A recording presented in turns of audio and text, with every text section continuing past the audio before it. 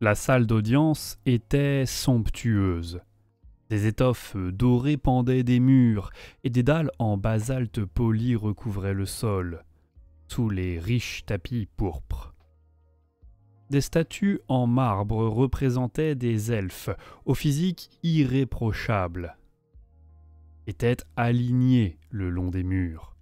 Comme d'habitude, le regard de Moratti s'attarda sur ses préférés tandis qu'elle entrait. Combien de ces hommes auraient convolé avec elle s'ils avaient su le destin qui les attendait après, se demanda-t-elle. Cependant, cela n'avait aucune importance. Tout comme elle, il serait désormais jeune et beau pour l'éternité. Il devrait s'en sentir flatté d'un tel don, et honoré d'avoir été digne d'attirer son attention. Malekith était arrivée depuis quelques heures. Toutefois, la sorcière suprême n'avait pas résisté à l'envie de le faire attendre, même si elle lui avait fait servir un excellent vin tiré d'un tonneau volé en Avellorn, pour le faire patienter. Elle nota qu'il ne s'était pas assis sur le siège qu'on lui avait présenté, et s'était à la place installé sur le trône de pierre de sang qui se trouvait à l'autre bout de la salle. Moratti chassa une pointe d'irritation. C'était un geste mesquin, et elle n'allait pas tomber dans le panneau en montrant un quelconque signe d'offense. Elle nota également qu'il n'avait pas touché au vin. Il était visiblement méfiant. Cependant, elle ne pouvait pas le blâmer.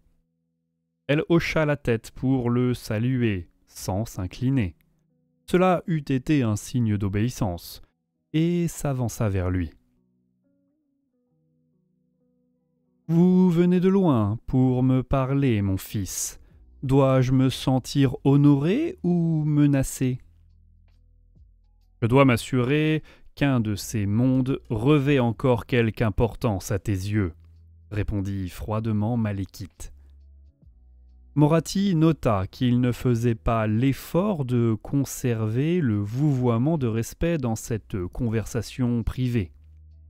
« Souhaites-tu prendre ce siège » dit-il, en indiquant celui qu'on lui avait proposé.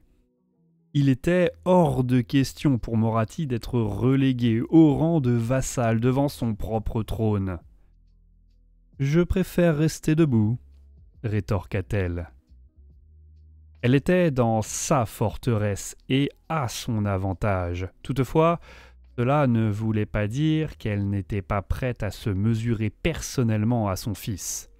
« Que signifie ta venue ? » « Tu ne m'as pas prévenu de l'invasion des Nordiques, comme c'était ton devoir, » l'accusa Malekith en savourant chacun de ses mots. « De plus, tu n'as pas participé à la défense de Nagaroth.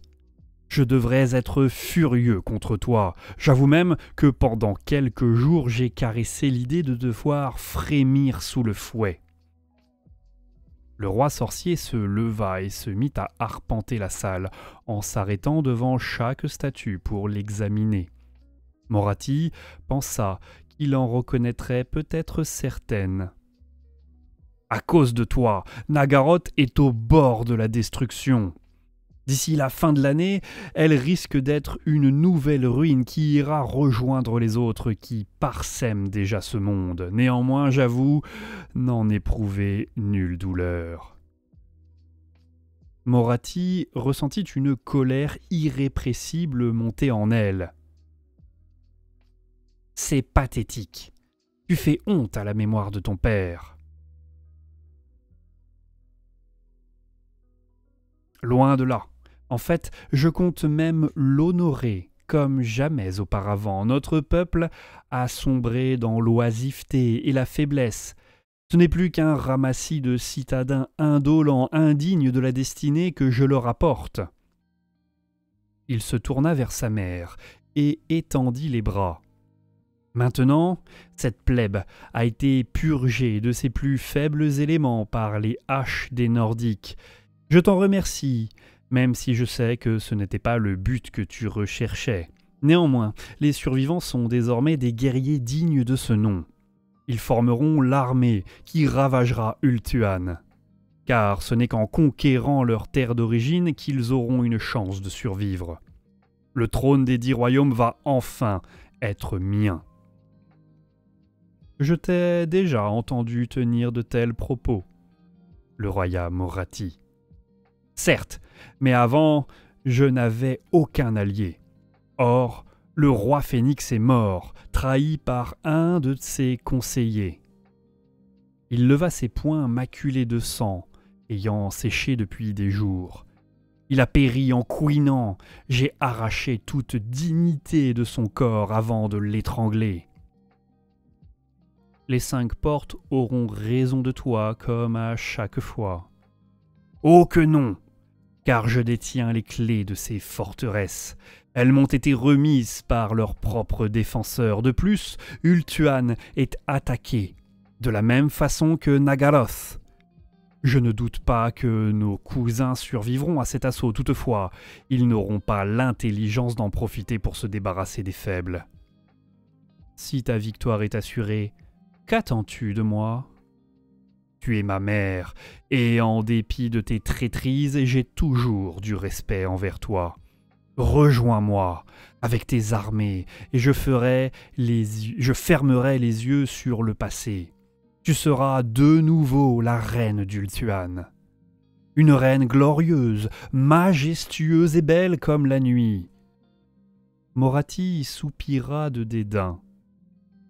Tu réfléchis encore comme un mortel, alors que tu devrais aspirer à devenir un dieu. Tu n'es pas une déesse. Qu'en sais-tu ? La puissance d'Ekarti coule dans mes veines. Ma seule limite est mon imagination. Lorsque le Ranadandra commencera, rien d'autre ne comptera. Tu n'es pas la première à parler de la fin des temps, cependant, je reste sceptique. J'imagine que c'est à cause de ce mage, cracha Morathi. Crois-tu que je ne l'ai pas entendu te parler pendant que tu cheminais ? De quel mensonge t'a-t-il abreuvé ? C'est sans importance. Il m'est utile, qu'il le veuille ou non. Évidemment. Tu n'es pas du genre à te remettre en question. Regarde autour de toi. Le monde hurle à l'agonie. Les cieux saignent. La comète à 2 queues brille dans le firmament. Et tu cherches des preuves ? Les dieux sombres s'éveillent et vont nous engloutir. Dans ce cas, je les affronterai. À l'instar de mon père, je ne vais pas les laisser me priver de mon legs. Morathi éclata d'un rire sardonique. Tu es un imbécile. C'est la fin des temps. Seuls ceux qui l'embrasseront survivront. Tu n'as pas l'étoffe d'un vainqueur, mais d'un vaincu qui blâme les autres pour ses échecs. Retourne comploter à Nagaronde avant que le chaos s'abatte. Je ne vais pas mettre mes forces au service d'un aveugle. Ce fut au tour de Malekith d'éclater d'un rire amer.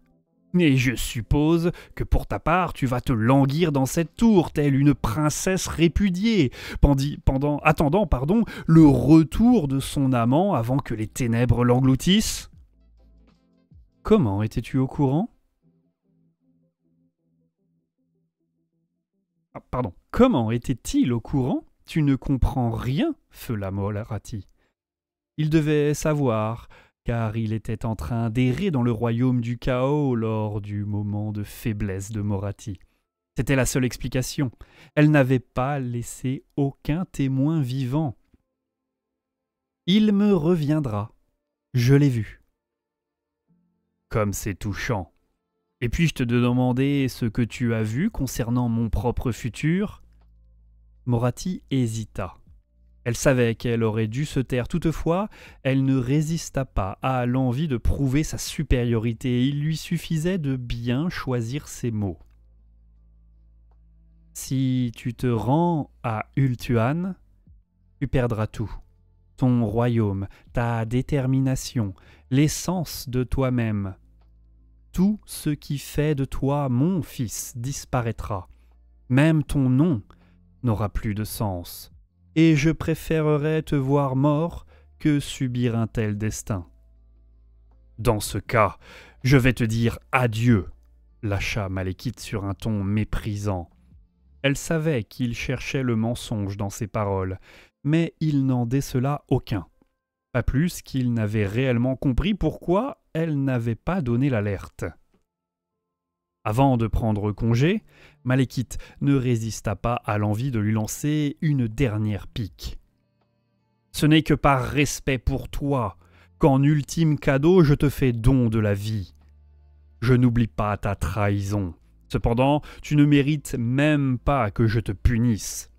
Tu es libre de te morfondre dans ta tour pendant que le monde change autour de toi. »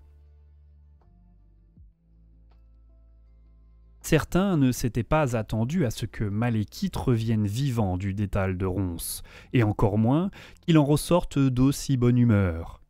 Cependant, il revint bel et bien. De plus, le roi sorcier n'était pas seul. Une heure plus tard, alors que son armée levait le camp, le hallier s'ouvrit pour laisser passer des milliers de soldats formant la garnison de Gronde. Ils étaient menés par Drusalla, qui expliqua que ces guerriers et elle-même étaient un don de Morathi, qui s'en était voulu de ne pas avoir témoigné à son fils une loyauté et une hospitalité suffisantes. Malekith écouta en silence l'habile discours de Drusalla, puis, hochant la tête, il ordonna à Khurran d'intégrer les nouveaux venus dans l'ordre de marche. Dans n'importe quel autre royaume, chevaucher auprès du général de l'armée eût été un honneur, et c'est là que se retrouvèrent Drusalla et sa troupe. Cependant, à Naggaroth, cela indiquait simplement le manque de confiance flagrant que le roi sorcier témoignait à la sorcière.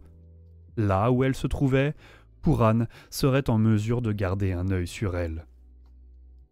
Une semaine plus tard, Malekith rassembla les survivants du Conseil Noir à Naggaronde, et sur les 100 seigneurs et dames qu'il comptait à l'origine, il n'en restait que 12. Les autres étaient morts au cours des mois précédents, voire pendant leur tentative de rallier Naggaronde en traversant les terres. L'un d'eux avait péri sous la lame d'un assassin après avoir refusé de se présenter. Les survivants portaient tous les stigmates de batailles récentes, et Elébron plus que quiconque. Ses longs cheveux blancs étaient maculés de sang et de morceaux de chair. Même Ezressor, le maître espion du roi sorcier, avait été forcé de rougir sa lame durant les semaines précédentes, et s'était découvert un goût nouveau pour le meurtre. Évidemment, la sorcière suprême était absente. Elle était remplacée par Drusalla. Cependant, personne au sein du conseil n'eut l'imprudence de faire des commentaires concernant l'absence de Morathi, étant donné les circonstances. Lorsque Malekith annonça son intention d'abandonner Naggaroth pour un ultime assaut contre Ulthuan, les réactions furent mitigées. Comme toujours, Khurran nota ceux dont l'enthousiasme laissait à désirer ou était trop exubérant, en écoutant le décret de leur monarque. Malus Darkblade, en particulier, ne fit que peu d'efforts pour cacher son désaccord. Le tyran de Haggrafe s'était taillé un chemin jusqu'au trône de sa cité et renâclait à l'idée de l'abandonner. Néanmoins, il feignit maladroitement d'accepter de bonne grâce la décision du roi sorcier. Il aurait le temps de comploter plus tard, une fois le conseil terminé. Malgré tout, la plupart des autres membres furent conquis par l'ambition de Malekith, et Khurran savait bien pourquoi. Il n'était pas dans la nature des Drukhis d'attendre à l'abri de leurs murailles. Ils se considéraient comme des prédateurs, et le monde était leur proie. Ils avaient tous compris que Naggaroth était perdue, ou qu'au mieux, elle ne serait plus que l'ombre d'elle-même pendant des siècles si elle survivait à cette guerre. Ils préféraient donc périr en conquérant plutôt qu'en assiéger, surtout pour défendre une terre qu'ils haïssaient profondément.